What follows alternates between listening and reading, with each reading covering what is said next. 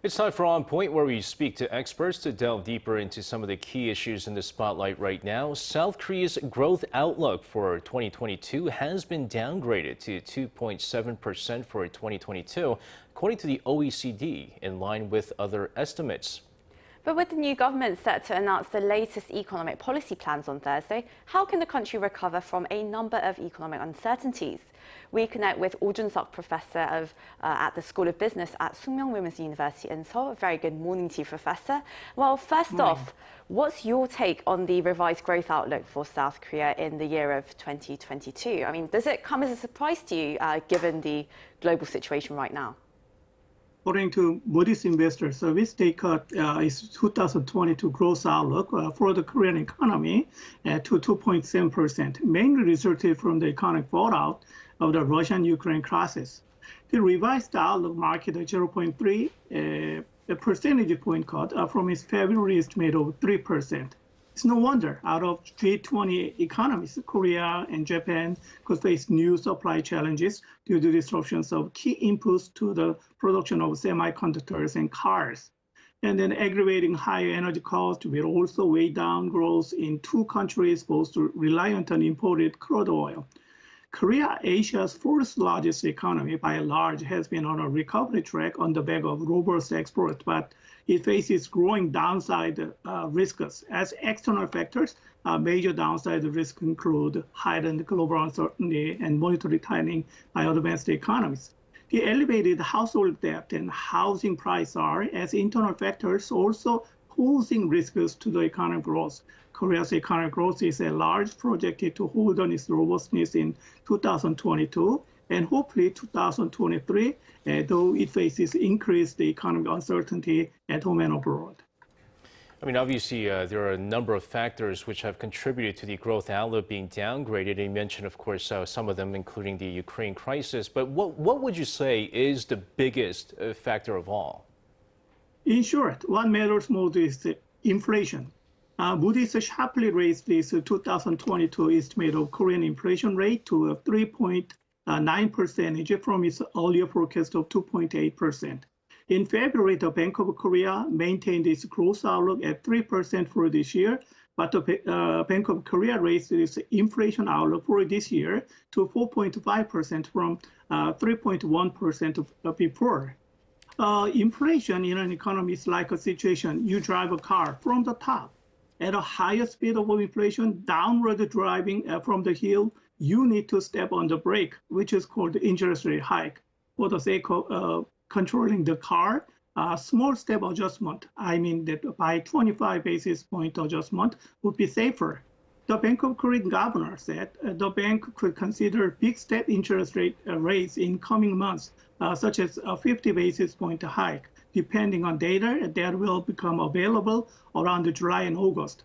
The Bank of Korea expects the economy to grow 2.7% this year, down from its earliest forecast of 3%, and slowing from an estimate of 4% for 2021. Economic analysts expect the Bank of Korea to take rates up to 2.25 by year end, after which many experts say it will then need to consider how quickly to apply the brake. Well, that would indeed be a huge jump in the country's benchmark rate. But, Professor, so South Korea's potential growth rate, or the rate at which it can grow without triggering inflation, is expected to fall to 2% in the 2021 to 2022 period. And that's very sharply down from around 5% in the early 2000s. How much more do you expect the potential growth to decline in the long term? Yes, as Sookmyung mentioned, Korea has declined steadily from 5% during the year 2000, during the year 1997 to 2006, to 2.7% during the year 2017 to 2020. It has overall declined in advanced economies in recent decades. The OECD projects that it will slow further to 2.2% from 2021 to 2023. In addition, the Bank of Korea has a bit of more pessimistic, which is estimate of 2%. How much to decline in the long run? Estimate would be close to in between those for the United States of 1.9%, and the OECD total of 1.6% over 2020 to 2023. Korea's slowdown is not unusual, as potential growth typically decelerates as the country converges toward high-income economies. The reason of declining potential growth rate is reflecting the nation's aging society, slowing capital accumulation, and changing job market. Such factors as total factor productivity, capital accumulation, and labor hours and employment per decade are taken into account. It seems apparent all areas expect employment rate have been declining in recent decades. Since there is a limit to supply in labor and capital, Korea must boost its total factor productivity to nurture its growth potential. Certainly does seem like the new government has a lot of tasks at hand here. But speaking of which, the new Yoon administration set to announce new economic policy plans on Thursday with a focus on revitalizing the private sector and seeking deregulation. What kind of policy changes do you expect from the new government? Grand transformation into private-led economic growth. Finance Minister Chu Kyung-ho commented on the external uncertainty, which involves the slowdown in global economic recovery and projected high inflation worldwide. That is a comprises of the complex economic crisis. In consideration of the critical situation, the government is mapping out 5 major directions. The first direction would be a change to the private sector-oriented economy via drastic deregulation and overhaul of the taxation system. And the second would be structural reformation of 5 core sectors: public, labor, education, finance, and service, aiming at upgrading the root of the nation's economy.